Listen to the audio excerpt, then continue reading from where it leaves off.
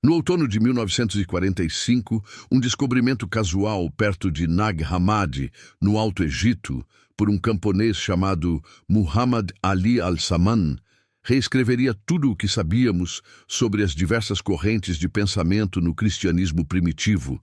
incluindo suas complexas angelologias e a miríade de formas pelas quais os antigos acreditavam que o divino interagia com o mundo mortal. Entre os códices de papiro encontrados em jarros selados hoje majoritariamente preservados no Museu Copta do Cairo, estavam textos gnósticos que ofereciam visões alternativas sobre seres divinos e intermediários, figuras que hoje popularmente chamamos de anjos, e as supostas evidências de sua passagem. Esta é a história não contada que você não encontrará nos livros didáticos. Uma investigação meticulosa, baseada em textos antigos, relatos históricos de experiências perceptivas e as mais recentes análises acadêmicas sobre o fenômeno da crença em visitantes celestiais e os sinais que, para muitos, denunciam sua presença. Embarcaremos em uma jornada, através dos séculos, explorando as persistentes narrativas de encontros angélicos e os fenômenos interpretados como seus cartões de visita, buscando compreender não apenas o que as pessoas acreditavam, mas por que essas crenças ressoam tão profundamente na experiência humana. Os registros oficiais da antiguidade, como os tabletes cuneiformes da Mesopotâmia, hoje abrigados em instituições como o Museu Britânico, mostram que em civilizações tão antigas quanto a Suméria, por volta de 3000 já existia a crença em seres intermediários, os Apkallu, sábios alados que traziam conhecimento à humanidade. Como demonstrado nas escavações de Nínive no século XIX, cujos artefatos como os colossais Lamassu, touros alados com cabeça humana que guardavam os portões da cidade, estão hoje no Museu Britânico. A representação de seres híbridos e protetores era uma constante. Avançando no tempo, os textos sagrados das religiões abraâmicas forneceram um terreno fértil para a consolidação da figura angélica. Segundo o livro de Gênesis, na Bíblia hebraica, anjos aparecem a Abraão e Ló, frequentemente como homens, mas cujas visitas eram acompanhadas por eventos extraordinários e mensagens divinas. A interpretação desses encontros como sinais de intervenção divina é central. Os registros oficiais do Concílio de Nicéia, disponíveis no acervo digital da Patrologia Latina de Migni, obra monumental compilada no século XIX, que reúne textos patrísticos, mostram que em 325 d.C., a natureza e hierarquia dos anjos já eram debatidas intensamente, consolidando a sua importância nas tradições cristãs. A crença em sua intervenção e nos sinais de sua presença permeava o pensamento da época. Por exemplo, no livro de Enoque, um texto apócrifo judaico datado pela maioria dos estudiosos como anterior ao século I a.C., e cujos fragmentos foram descobertos entre os manuscritos do Mar Morto, como demonstrado nas escavações de Qumran, a partir de 1947, detalha-se uma complexa cosmologia repleta de anjos com papéis específicos, cujas interações com humanos eram marcadas por revelações e transformações. As análises desses manuscritos, como o Rolo da Guerra, estudado por Igael Yadin e publicado em suas monografias pela Israel Exploration Society a partir de 1955, revelam uma sociedade que vivia na expectativa da intervenção angélica na história humana. Os sinais aqui eram frequentemente visões proféticas, sonhos significativos ou a libertação inexplicável de perigos, todos atribuídos a mensageiros celestiais. O Gênesis Rabbah, uma coleção de comentários rabínicos sobre o livro do Gênesis, compilada entre os séculos IV e V e disponível em traduções acadêmicas, como a da Sociedade de Publicações Judaicas, também explora extensivamente o papel dos anjos, interpretando suas aparições e as circunstâncias que as cercavam, como portadoras de profundo significado e frequentemente como sinais do favor ou desagrado divinos. A sensação de uma presença inexplicável, uma súbita clareza de pensamento ou uma orientação inesperada em momentos de crise eram, para muitos no mundo antigo, evidências irrefutáveis da proximidade angélica. Mas quando cruzamos esses dados com as anotações pessoais de místicos e visionários da Idade Média e Renascença, descobertas e preservadas ao longo dos séculos, uma contradição alarmante não surge, mas sim uma nova dimensão da experiência angélica percebida, focada em visões internas, sensações intensas e manifestações que pareciam desafiar a ordem natural. Nas memórias publicadas por Pseudo-Dionísio Areopagita em sua obra seminal, A Hierarquia Celeste, escrita provavelmente no final do século V ou início do século VI, e cujas cópias foram avidamente estudadas em monastérios medievais, como o de São Denis na França, a estrutura do mundo angélico foi meticulosamente delineada, influenciando profundamente a teologia e a imaginação popular sobre como esses seres poderiam se manifestar. Para muitos, a simples contemplação dessa ordem celestial já era um sinal da sua realidade. Imagine as câmeras percorrendo o corredor estreito da abadia de Santa Hildegarda, em Eibingen, Alemanha, onde na prateleira de manuscritos preciosos a obra Cívias, da freira e mística medieval Santa Hildegarda de Bingen, datada do século XII, guarda o segredo de suas intensas visões. Ela descreveu luzes cegantes, figuras luminosas e uma sombra da luz vivente, experiências que interpretou como manifestações divinas e angélicas, acompanhadas por uma profunda compreensão de textos sagrados. Esses seriam para ela sinais inequívocos. Um fenômeno que muitos hoje associariam a um sinal angélico, como flashes ou orbes de luz, encontra um paralelo nessas descrições medievais. Avançando para o século XVI, Santa Teresa d'Ávila, em seu Livro da Vida, cujos manuscritos originais são estudados e preservados pela Biblioteca Nacional de Espanha, em Madrid, detalhou com impressionante candor suas experiências místicas, incluindo a famosa transverberação, um êxtase no qual sentiu um anjo transpassar seu coração com uma flecha de fogo, causando uma dor e doçura indescritíveis. Essa experiência, analisada em profundidade por estudiosos do misticismo, como o Dr. Bernard McGinn, da Universidade de Chicago, em suas obras sobre a tradição mística ocidental, envolvia uma sensação palpável de presença, toque e emoção avassaladora, todos interpretados como sinais diretos da interação com o divino e seus mensageiros. As narrativas dessa época também começam a popularizar a ideia de anjos da guarda pessoais, e com isso, a busca por sinais mais íntimos de sua presença. Um conforto inexplicável em momentos de solidão, uma palavra ouvida internamente, ou mesmo o que hoje alguns chamariam de uma sensação de ser tocado, ou uma presença invisível, todos eram interpretados dentro de uma moldura de fé que via os anjos como companheiros constantes. Exatamente quando a história parecia resolvida nas interpretações teológicas e nos relatos místicos, o advento da Idade Moderna e, posteriormente, da ciência contemporânea traria novas perspectivas e, para alguns, novos mistérios.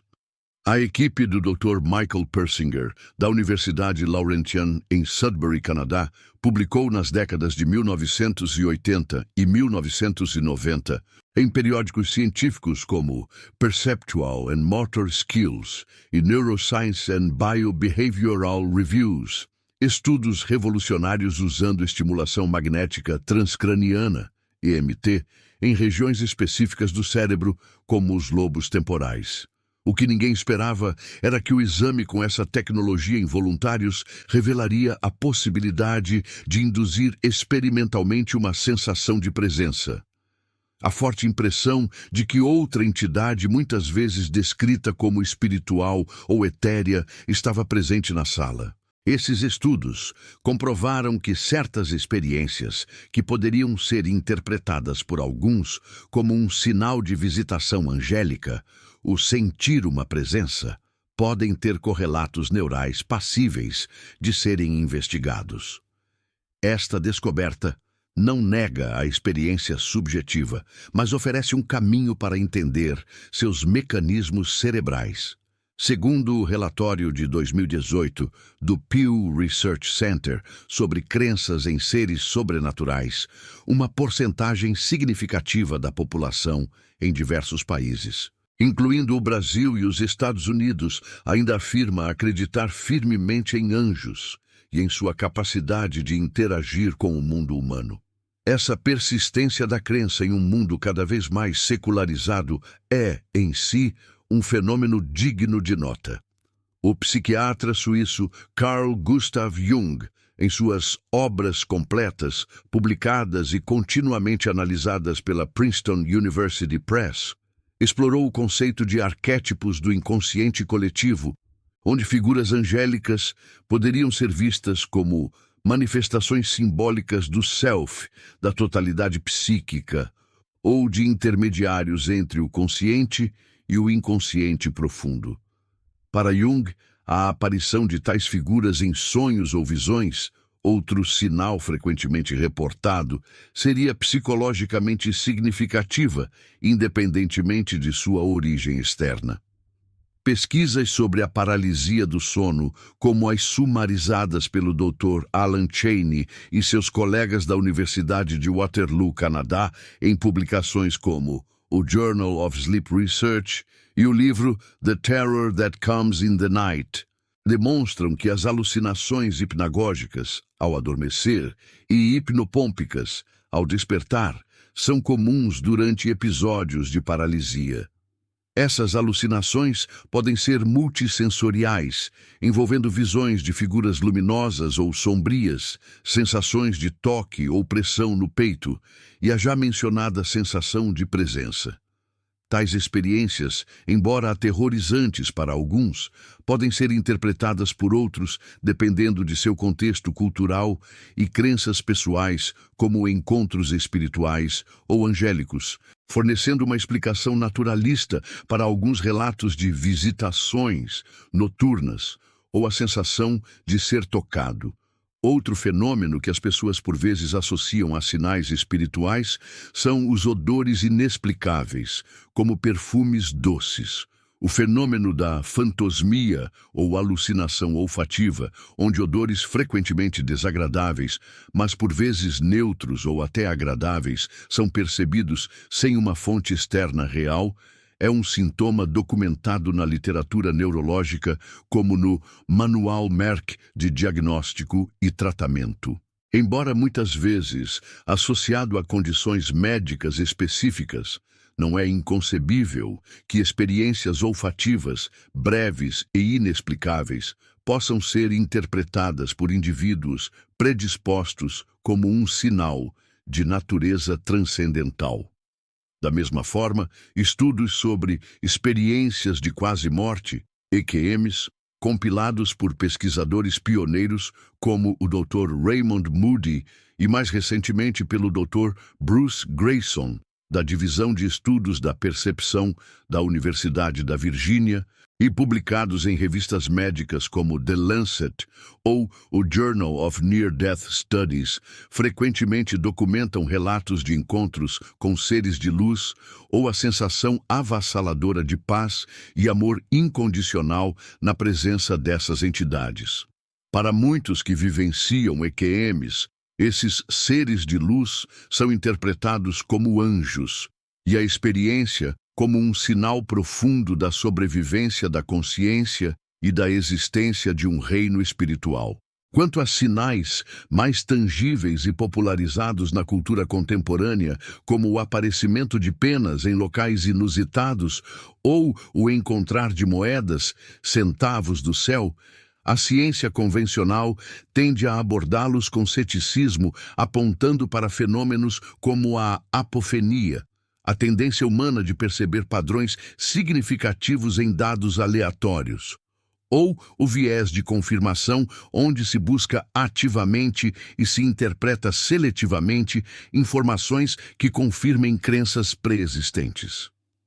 Como demonstrado nas escavações da vida cotidiana, penas caem de pássaros e moedas são perdidas com frequência. No entanto, para quem busca um sinal, um conforto ou uma conexão, o contexto e o estado emocional no momento do achado podem imbuir esses objetos de um significado profundo, transformando-os em símbolos pessoais de esperança ou da presença de um ente querido falecido, que, por sua vez, pode ser associado à intercessão angélica. A antropóloga doutora Sabina Magliocco, da Universidade da Colômbia Britânica, em seus estudos sobre folclore contemporâneo e neopaganismo, como os publicados em revistas, como o Journal of Folklore Research, tem explorado como as pessoas constroem significado e se conectam com o sagrado através de práticas e interpretações pessoais, muitas vezes fora das instituições religiosas tradicionais,